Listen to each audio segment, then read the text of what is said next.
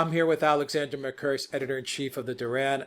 Alexander, what is the latest in Brexit? I don't have much of an open because it's such a fluid story, and there's so much news coming that's changing almost by the minute as to what Boris Johnson's intentions are. And I think that's probably the theme of this video, I guess, is trying to figure out what his intentions are from today up until Monday. I mean, we're talking about a span of a couple of days, so we can all see what the hell is going to be going on. Elections, is he going to go to the Queen? What's the latest? Yes, I think before I say anything else, I should make it clear that we're speaking on Thursday, the 5th of September. I say that because events are moving so fast that obviously there are things that could happen after this video, after we finished our video and before it's posted. But, can I say that this video, we're speaking tonight, it's Thursday night.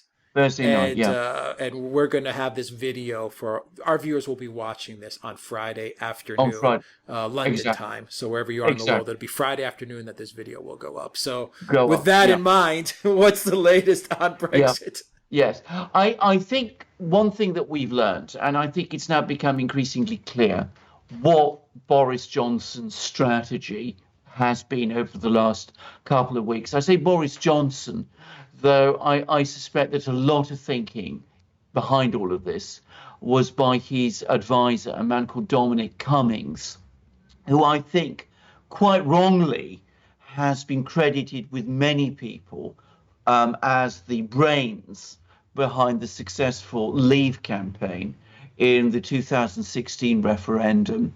And whereas I've always felt myself that the person who really won that referendum was Nigel Farage, I've never rated Dominic Cummings as highly as some people do.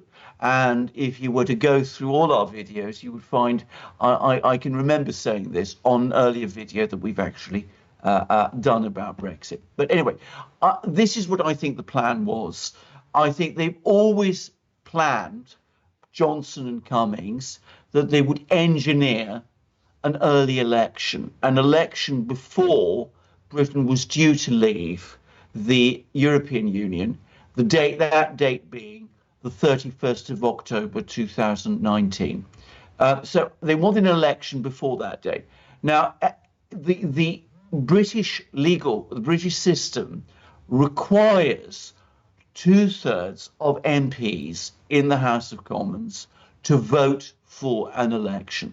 So the question that Johnson and Cummings were looking at was, how do we get this election going when 2/3 of MPs, we need the support of 2/3 of MPs, and we don't have them in the Conservative Party. So what they did was that they prorogued Parliament. They created huge uproar about this. They seem to have realised that the Remainers would put forward some sort of a bill to try to stop them going ahead with a no-deal Brexit. They then thought that they would be able to leverage the crisis around this to go to the House of Commons, promote the idea of an election, say to the House of Commons, you're stopping us from carrying out our policy, which is, to achieve Brexit by the 31st of October. And that's why we have to have an election, because we can't carry out our policy as a result of what you're trying to do to us, to tie our hands. They assumed that the Labour Party, which has been calling for an election incessantly, would go along with that plan, that there would be an election voted on by Parliament, and that election would then happen on the 15th of October. Johnson would go into the election with a purged Tory party. All the Remainers in it, all the prominent Remainers in it, would be exposed as who they were, and they would be sacked. And he'd go into that election. He'd be the person who would carry out Brexit. Jeremy Corbyn is unpopular at the moment, and he would win a convincing victory, and then he'd be able to go to the European Council meeting on the 17th of October, push through a no-deal Brexit, and he would be the hero who had carried out a no-deal Brexit. Now, the problem with this plan is that it assumed that the Labour Party would respond as Johnson and Cummings thought they would. They expected that the Labour Party would support an election before Brexit Day. But what has instead happened is that the Labour Party has done a massive U-turn, and they said, well, we're not going to have an election after all. We're going to stop an election happening until after you, Boris Johnson, have already agreed to postpone Brexit. So it now looks as if the Labour Party is manoeuvring to have this election happen in November after Brexit Day on the 31st of October, with Britain still in the European Union as of the 31st of October.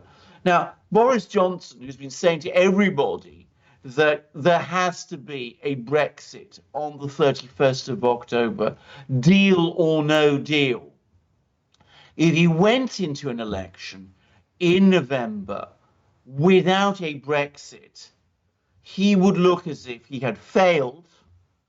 And most people in Britain think that in those circumstances, he would have little chance of winning an election. So he miscalculated, and he now seems to have fallen into a trap, which he didn't anticipate, because he assumed that the Labour Party would act according to his own calculations.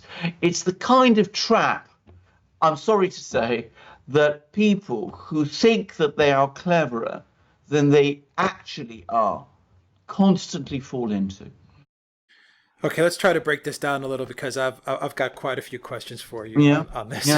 Yeah. What is more important, do you think, for Boris Johnson? Let's start with this one.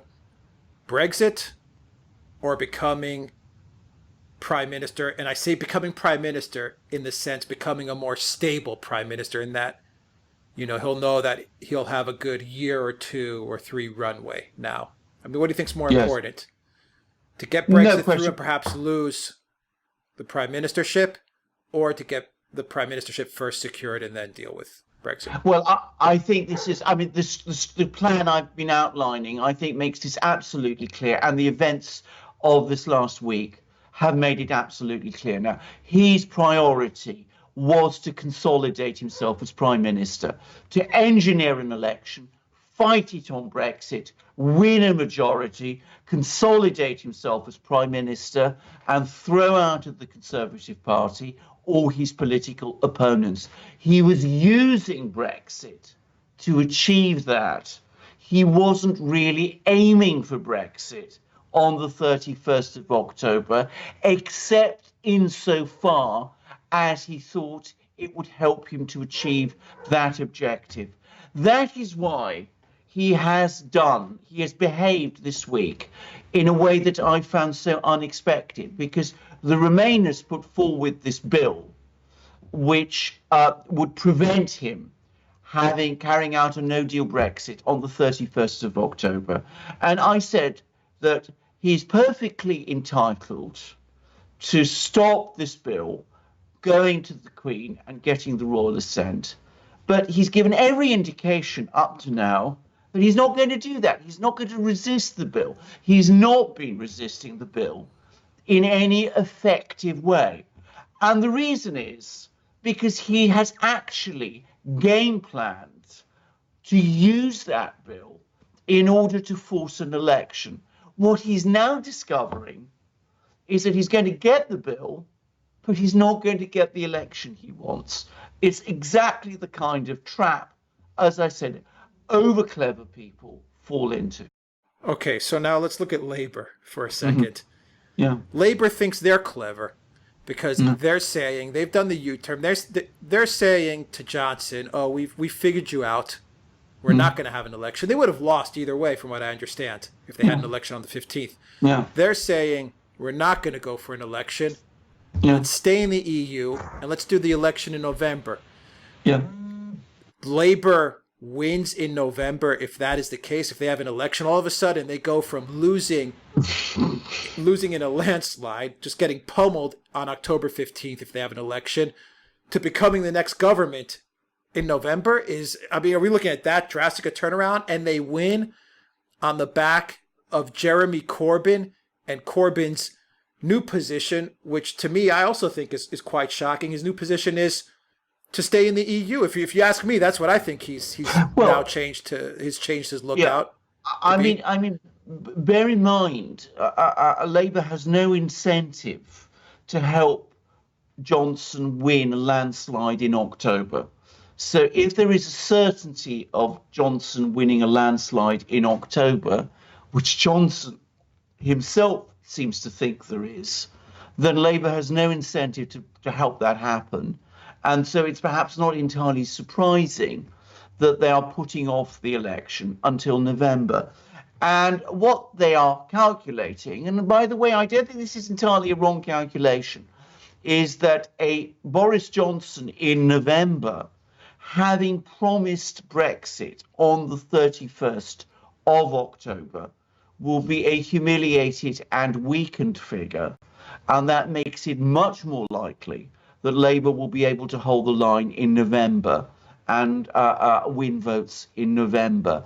I don't think that's an entirely wrong calculation. I think there's quite a possible logic behind it. Now, as to what the Labour Party policy on Brexit is, the Labour Party policy changes from week to week as it suits the Labour Party's current interests. Their present policy, as far as I can understand it, is if there is a Labour government in November and Britain is still in the EU, the date for an extension will have been pushed back to January. Jeremy Corbyn will then negotiate a new deal with EU for Brexit, which, to be clear, will be essentially Theresa May's deal.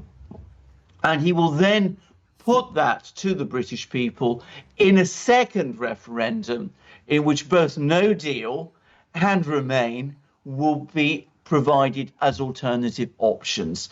I mean, as I said, it's a bizarre proposal, but it seems to keep all the various parts of the party united for the moment. So, you have this very fluid Labour policy on Brexit, but I think some not entirely misguided, I think sometimes in some way pretty shrewd calculations of electoral advantage going on at the same time, because as I said, they would almost certainly lose a vote in October.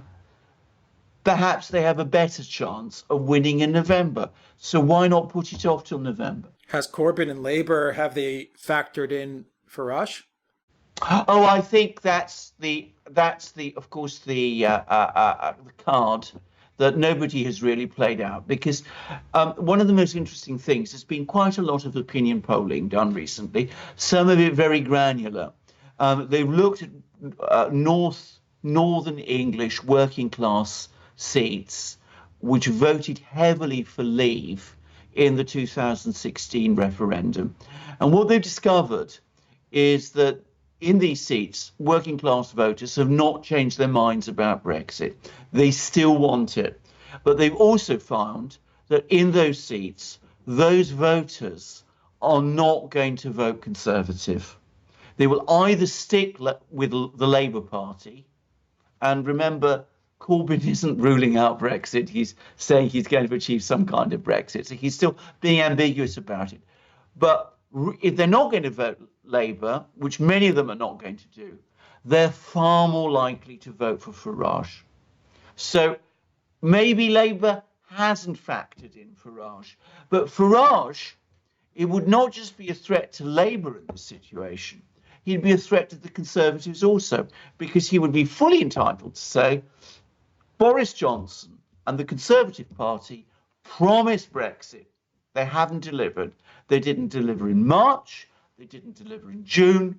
They haven't delivered in October. So I think if we hold an election in November, we will see the Brexit Party and Nigel Farage on the rampage. If we see an election in October, I think then Nigel Farage will be in a weaker position. Boris Johnson and the Conservatives will be in a stronger position. So this delay, electorally speaking, works, if it happens, works in Farage's interests. Yeah, if they don't have a Brexit on October 31st, Alexander, to me it sounds like the Conservative Party will collapse, or at least the Brexit Party will siphon off a lot of the constituency of the Conservatives. They'll go to the Brexit Party. You have the possibility of getting a Corbyn government. Yeah. And when I hear Corbyn, my mind goes to Tsipras 2.0, where I think the European Union is going to walk all over him, and he's going to fold to the European Union like origami. That's what I think. Plus, I think the UK economy is going to tank under Corbyn, just knowing that Corbyn is going to be the Prime Minister and negotiating with the European Union. I think business in the UK is going to be terrified with the whole cocktail of this thing being put together. Yeah. I mean, it sounds like this is a catastrophe. Well, I'm trying to figure out what's the good of this thing. What good comes out of all of this? Well, no, nothing good comes out, in my opinion, of prolonging this Brexit drama indefinitely, as it looks like we're going to be doing. Because, frankly, I mean, this is what I also feel. I think Boris Johnson looks increasingly as if he's mishandled this thing. He played a game which he was not strong enough for. I mean, what he should have done, and I mean, you remember last week when he prorogued Parliament, I said he's only prorogued it for a relatively short time. I was expecting that if he was going to prorogue Parliament, he was going to prorogue it for the whole of September and the whole of October, right up to Brexit Day. There would have been a huge outcry. Most of the country would have just gone on with their lives in the normal way. Boris Johnson could have ignored it, and he would have been a strong prime minister going forward with Brexit in that situation. A Churchill figure, if you like. Or, alternatively, I said to myself, if he's not going to go for a prorogation like that, and the Remainers put forward pass their bill, well, he'll either say he'll ignore the bill, or he won't put it forward to the Queen for her royal assent, which would, again, have been perfectly constitutional. Again, there would have been a huge uproar, but he didn't do it. So Johnson didn't play the very strong game that he tried to play. That's the Brexit card, Alexander. That would have shown that he was serious about Brexit, that he put Brexit as priority if he had played one of those two cards. That's exactly right. He didn't do it. He didn't play the other game, which is the sort of more subtle game, which another, famous Conservative Prime Minister, Benjamin Disraeli, the man who made Cyprus a British colony, he was very skilled at, playing off people and getting bills passed against a majority in the House of Commons by, dividing his enemies and by making promises which he, didn't intend to keep. He didn't play that card either. So he's overplayed the Churchill role without actually being Churchill. He's created a mess, and we are now looking at a very high probability of a scenario where Britain is still in the European Union on the 31st of October. We're going to have this very confused election in the middle of November with a Labour Party quite possibly coming into power without any kind of clear Brexit strategy at all, but with the Conservatives utterly shattered. And can I just say how shattered? Because there are rumours, not just rumours, I mean, I've seen them in the newspapers, that Boris Johnson is now actually thinking of resigning. Now, if he resigns in this situation, who leads the Conservative Party? It's lost its majority in the House of Commons. Who takes over? Not at all clear to me. I mean, we have achieved chaos. When does this clear up? Well, when will we have a clearer picture? I.e., Brexit is delayed, but delayed till January. We're going to elections on November, or we're going to have a no-deal Brexit. I mean, when are we going to have some clarity here? Well, I mean, the other thing to say is, of course, we don't actually even know that there are going to be elections in November, because let's say that the Labour Party decides in their own calculations that they don't want elections in October. And they say, we want to see Brexit ruled out on the 31st of October before we agree to elections. Now, that points to a vote for elections happening not now, but in October. So they could refuse. I mean, they could leave it in October until October. But let's say October comes and it still looks like Labour will lose the election in November. They might refuse an election then as well. I mean, this is one of the very strange things about the system, is that it gives the opposition control of the timing of an election. I'm not convinced that there's going to be any election at all. We could see this very dysfunctional parliament with a government now that has no majority, and in which no party, in fact, has a majority, just grinding on. And you ask me, when is this situation going to be resolved? The short and sad answer is, as of today, I don't know. This is a huge win for the European Union. I hate to say it. I pause because I just hate to say it. But it looks to me that with each passing day, the European Union is breaking the back of the United Kingdom. Yes. It seems like they've got people in places in government and as MPs and in Parliament, and they've got them locked up and loyal to Brussels. And they're breaking this sovereign nation. They're breaking it apart. They're dismantling it piece by piece, something that 2 world wars could not do. No. And the European Union is doing it without firing a single shot. I mean, it's unbelievable. Well, the blame for that rests wholly with the British political class. I mean, they had the result in 2016.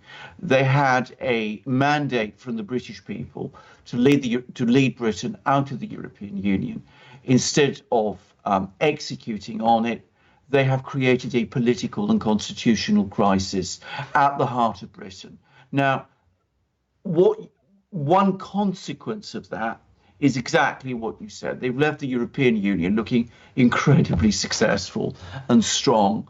But the blame for it rests wholly with Britain's completely dysfunctional and entirely incompetent and vain and conceited political class.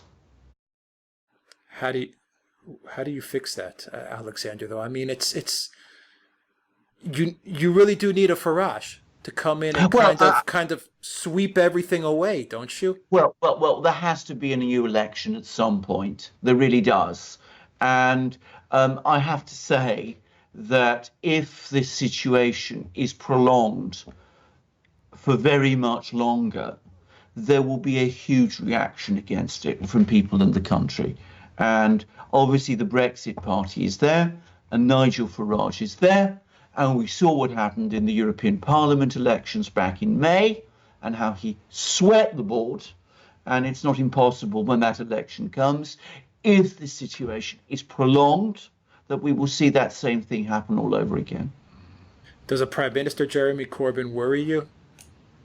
Well, actually, I'm going to slightly disagree with some of the things you said. I am not. I mean, I've known Jeremy Corbyn for a very long time. I've known him far longer than I knew Tsipras. I don't think Jeremy Corbyn is going to mismanage affairs as disastrously in Britain as some people say. Just as I don't believe, by the way, that a no-deal Brexit is going to result in the catastrophe that people say. I think that there are, that Britain will get through one way or the other. I mean, I'm not quite as frightened of the prospect of a Corbyn government as some people are. And there are some things that he says he wants to do, which I personally, would quite support. End the regime change wars, I would support that. Even some of his economic and social policies, I would support too.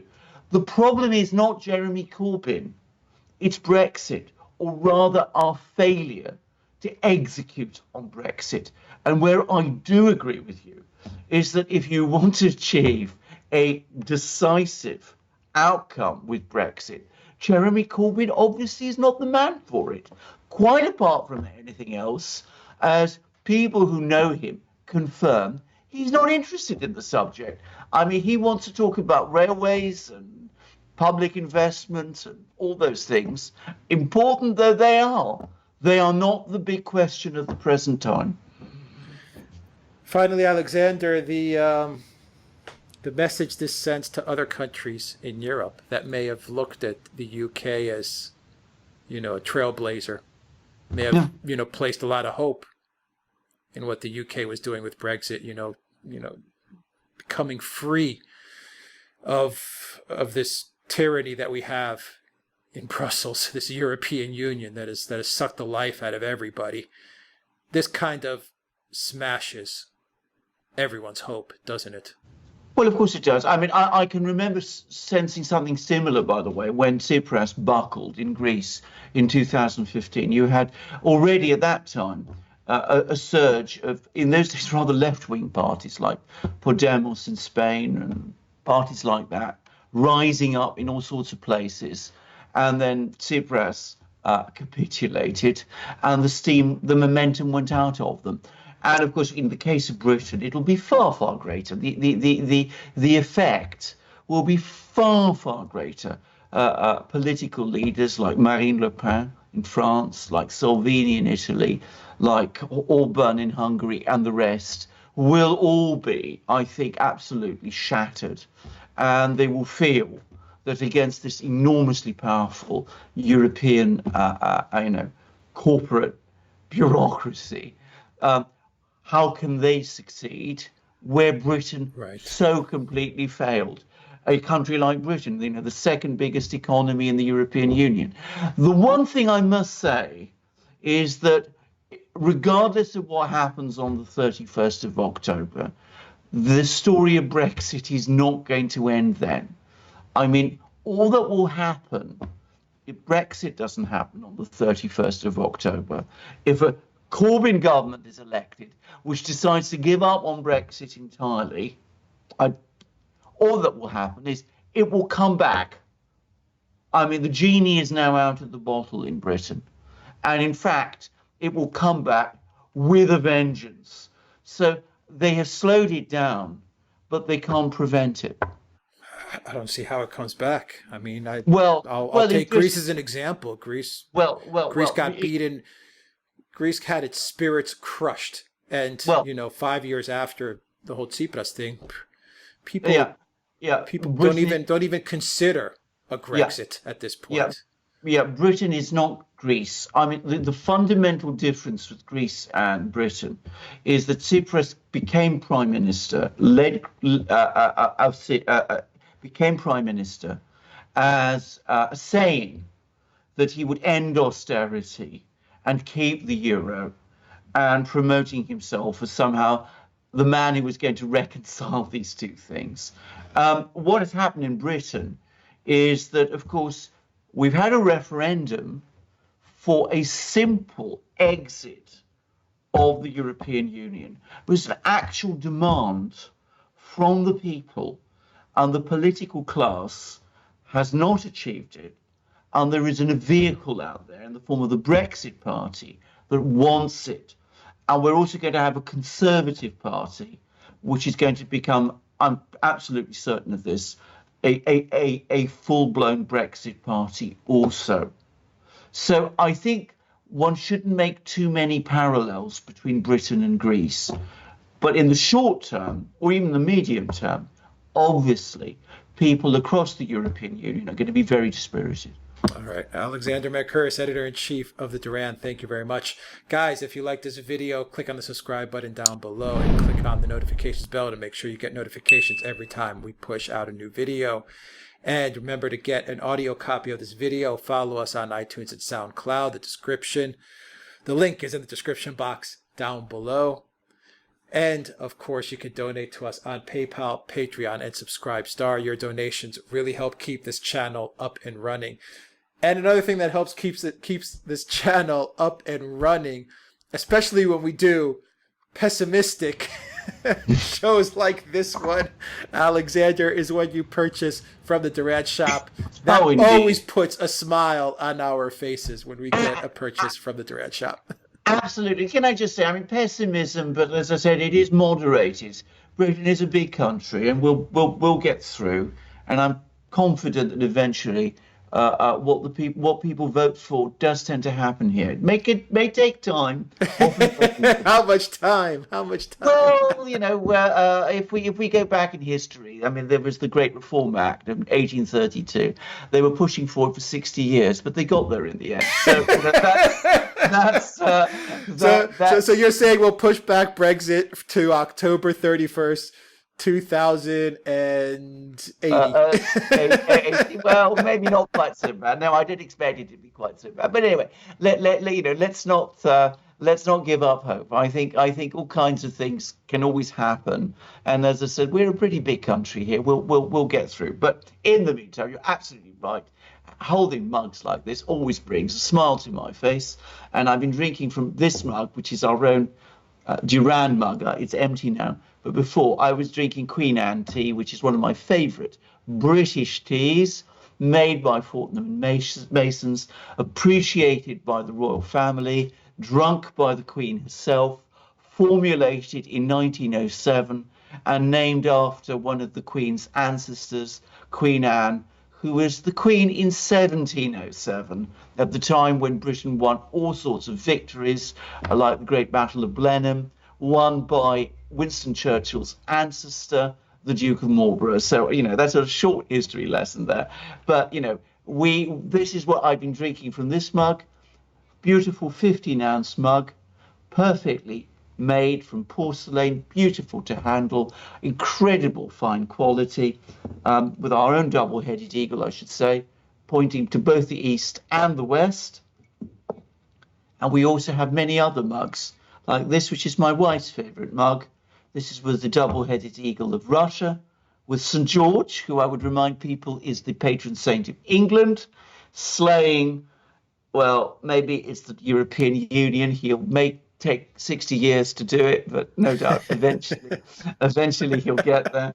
Or it could be, if you think of it from the point of view, the Duran, the dragon of untruth and lies. Well, maybe that's also the European Union, I come to think of it. But anyway, so there you go. So we got beautiful mugs. You got lots of other beautiful mugs. You got shirts like the one I'm wearing, long sleeve shirt, 100% cotton.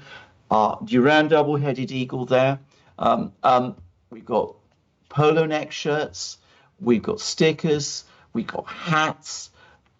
All wonderful quality things. I say that because we're getting wonderful feedback from our customers. We're also getting imitations from rivals. Imitation being, as they say, the highest form of flattery. But please don't be fooled by them. They may look like our products. You can only get our products by going onto our shop. Those are our original high-quality products. What you'll get from other people, we've got feedback we know is pretty poor stuff. You can get wonderful shirts, wonderful mugs, all sorts of other things. You can get books. We've got a book on Brexit out there, an ebook. We've got 2 books on Russiagate. You can help the Duran by buying these things from our shop. Alex will tell you how. Just look at the description box and you'll find the link to the duranshop.com. Alexander, thank you very much. Until next time, everybody, take care.